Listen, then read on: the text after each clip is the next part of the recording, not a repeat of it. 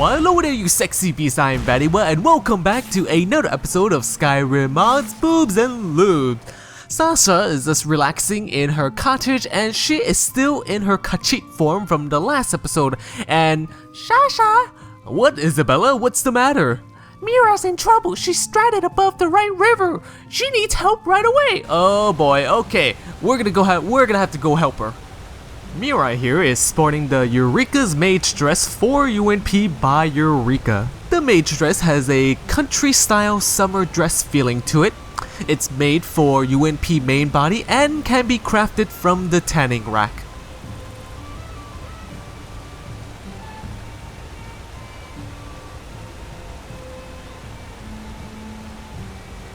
The dress can be quite detailed in some parts, like the fancy trimmings on the edge of the gloves and the crisscrossing of her thigh-high fishnet socks. The dress also sports a very nice, very intricate red color pattern that helps the dress stand out. I also love the shoes because it has these cute little fancy red bows on each one of them. The back of the dress is supposed to have a big red bow, but it gets kinda obscured if you have long hair on the back.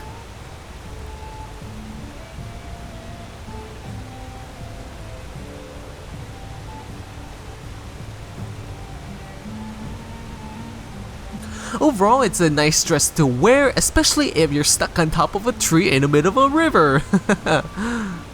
Immersive Fallen Tree Mod by Jurassic 4 Life is a mod that brings fallen trees to Skyrim, as if dinosaurs knocked them over. You know, get it? Dinosaurs? Jurassic, the modder's name? Yeah, get it? Okay, yeah, whatever, okay. There are fallen, rotting trees that can be found in many parts of Skyrim, but a lot of them can be found near rivers and canyons. I think this is a pretty cool mod because it gives me the feeling that, hey, you know, it makes me think that, hey, maybe the tree got placed there during like the flood seasons, or maybe it rolled down from a hill and it got stuck. And so I think this does the job of making Skyrim more immersive. You know what? I think this calls for a job for Cheetah to rescue Mirai. Cheetah is a DC comic supervillain that was enemies with Wonder Woman, but she turned into a superhero with a super tail. Khajiit tail physics by Micro Lich brings new life to a Khajiit's tail. Literally. The HDD physics behind the tail makes it a bit more jiggly and compared to the vanilla version.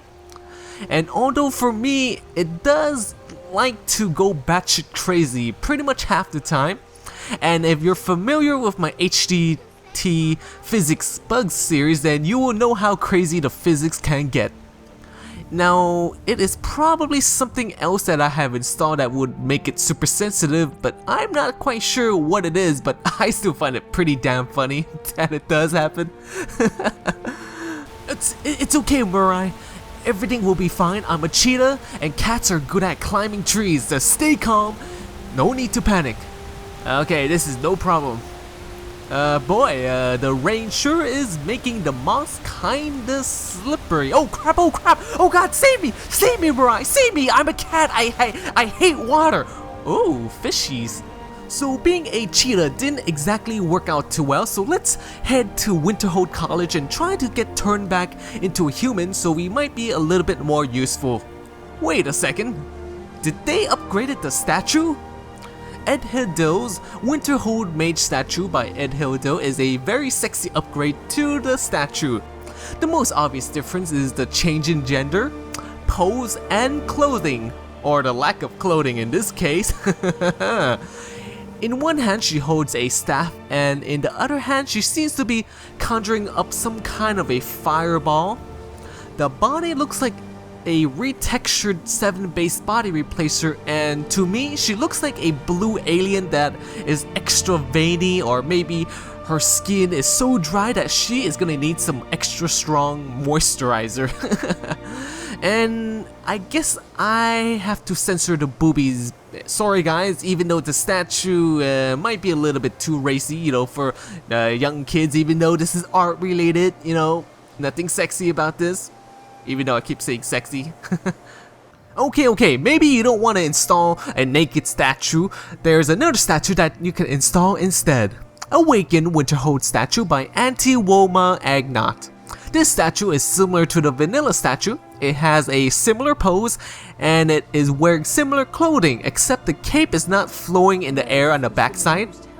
The biggest difference is that there are 2 elemental orbs that he is holding, one in each hand, fire and water. It has its poly count increased from 4,000 to 15,000, meaning that there are a lot more curves and bumps in the statue's overall design. The texture is also now upgraded to 4K textures as well, so anything upgraded, any textures being upgraded is a good thing. Yay, good! Alrighty then, let's step into the pillar of healing and light, and hopefully we will get turned back into my sexy human self. Ah, much better, much better, much better. Instead of the cheetah, let's become the Green Arrow, who is also another DC character. Now he's a superhero that uses special arrows that have utility functions and they also work as tools. The first step is the attire.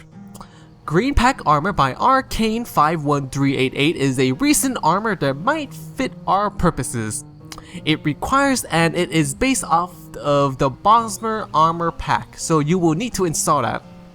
I will be using Kat, my Imperial character, instead of Sasha because the armor does not really work for custom races. To get the armor, we travel to the Shrine of Y'ffre, which is to the west of Falkreath. Once there, we enter a structure and inside we will find a shrine. Talk to the skull and you will find a buff called Blessings of the Green Pack, which increases the bow damage by 25% and buffs your stamina. Once you get the buff, you will have to hunt down and kill these things called the Spirits of Y'ffre, which are these green little bastards that run away when you get near. And once you kill one, loot them for Nature's Essence, and then you go back to the shrine and click on the incense burner. Now each piece of the armor and weapons, they kinda cost 1 Nature's Essence each, so you will need about 11 Nature's Essence if you want the entire set and all of the accessories.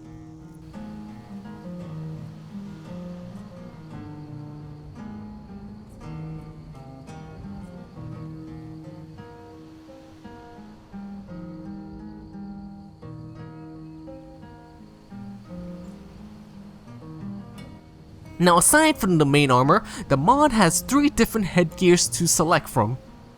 A hood, a helmet, and what seems to be a combination of the hood and the helmet. It also has 3 different weapons for you to choose from. A sword, a sword which is missing the green emeralds and it's shorter, and a bow, and we will be choosing the bow because we are the Green Arrow, and I do like the bone and claw design of the bow. It's pretty swaggy. Alright, let's say for whatever reason you don't like the Green Pack bow, you can use Sif Ebony Auriels bow by Sif. This mod replaces the texture of Auriels bow with gold trim and dark enamel. Now the Auriel bow can be obtained from the main Dawn Guard quest. Now I like this bow as well because of the gold and dark colors. It creates some interesting shapes and forms on the bow. Okay Mirai, I'm back. Calm down, I am gonna shoot a lasso arrow at you and lasso you like a piggy so I can pull you to safety, alright? You understand? You ready? Here we go! Oh shit, wrong tool! It would appear that we're using the multi-core shot select multi-cluster strafe by elysees. This is a pretty neat mod that makes me feel like I'm an Amazon from Diablo 2. Anyone play Diablo? Basically how this mod works is that when you install the mod, you automatically learn it, and when you activate it, you switch modes. Now every time you activate the multi-core, you change modes. And when you charge up your shot, it creates this shooter orb, which is where the arrows will originate from. Once the orb is formed, it does not matter where you move or aim afterwards, the arrows will always fire from that orb and at the direction of where you were aiming at when the orb was formed. So it is kind of tricky, especially if you have enemies that move around a lot or whatnot. Now the first mode is the multi-arrow. Now the multi-arrow sends a horizontal wave of arrows at your enemies, and it can be pretty useful against a mob of enemies that might be coming at you at a even flat ground. The cluster mode is not so useful, and it acts like a very crappy shotgun, and it fires a cone of arrows that spread out, and it won't really hit anything because you're gonna be aiming at something and the arrows will fly around it. The Strafe mode is probably the more useful mod because it sends multiple arrows in a tightly clustered formation at your enemies, so they pretty much get hit by a lot or most of the arrows. Now I do find it kind of funny how you can charge up your arrow shot and then move anywhere you want, even in front of the orb, and get shot by your own arrows. Now I think that's pretty damn funny. So after a while, Mirai just rescued herself. She got herself down from the tree. So right now we're just gonna be resting near the pool, and we're going to... Huh? Sophia? Sophia, what's the matter? Oh, Cat, the city of Townsville. I mean, Whiterun is under attack by mannequins. What? Mannequins? What do you mean by mannequins? Night of the Living Mannequins by Jerman brings mannequins to life to terrorize the citizens of Townsville, Whiterun. The backstory is that they got tired of you placing your stinky armor and your panties on them while you're not using them, and now they're revolting. Now the version I am using only has mannequins in Whiterun, and there are a lot of them. And I believe the newer current version reduces the number of mannequins in Whiterun, but it also introduces the mannequins to slaughter the people in five other capital cities. Now I'm just using this version because I felt that, you know, a lot of these, like having a bunch of mannequins coming at you makes it pretty damn scary. Also, just to make sure that you have, if you have fire enhancement mods, you know, the ones that make your fire look prettier, don't use fire because you will get 5 frames per second, and this is horrible. I think we should get prepared, so let's go get geared up because I don't think that our bow is gonna help us too much because there's just so many of them. I have a feeling that it's gonna get up close and personal because there's just so many of them. Stark Shield by zajkoajko, sorry I don't really know how to pronounce your username, is a shield that is based off of a shield from Game of Thrones. I swear every time I go to work, my coworkers always ask me, "Hey VatiWah, did you watch last night's Game of Thrones?" And I'm like, "No, damn it, leave me alone." And the design is based off of a shield that was used by someone in House Stark from the show. Now it can be crafted under the studded armor section at the forge. Now I have not watched Game of Thrones before, but I do know that Sean Bean in it, and he's a pretty awesome actor.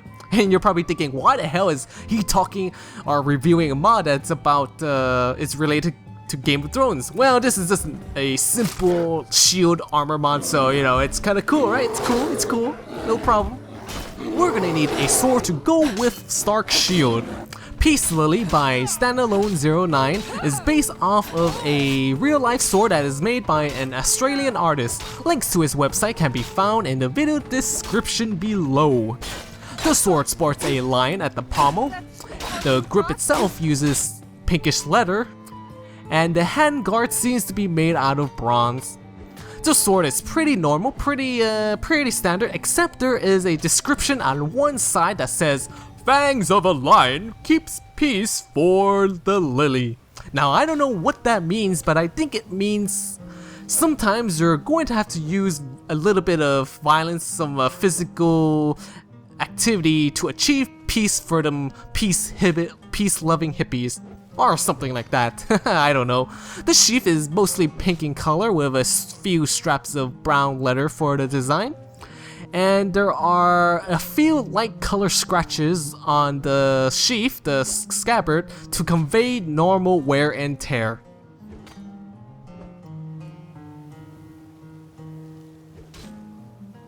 Alternatively, we can sport the Targaryen Shield, also by zajkoajko.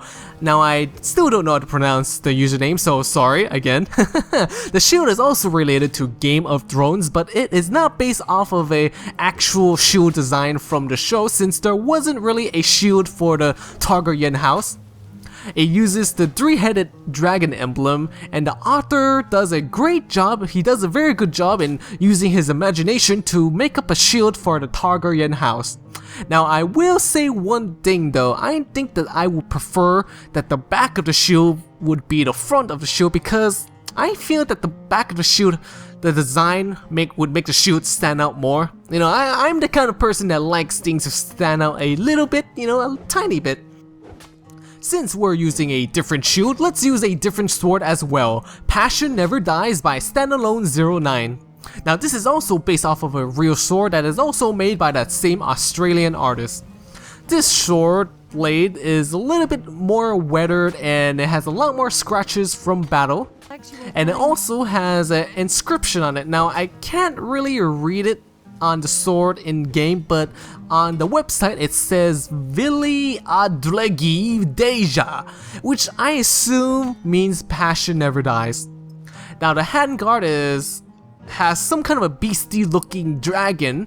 The grip uses leather strips, and the pommel has some kind of a demon skull thing going on. The sheath has inscriptions or runes on the top part, and on the bottom part it has some kind of an intricate design, and it's mostly tan in color. Well, Sophia, are you ready to do battle against some mannequins? Yeah, that's the spirit.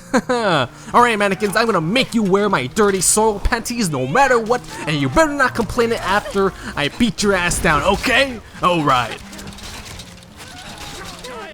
Anyways, I think we're done trying to play superhero for this episode. Thanks for watching, you sexy beast. If this video tickled your fancy, please feel free to check out the rest of my channel and my other videos as well. Stay sexy, my friends.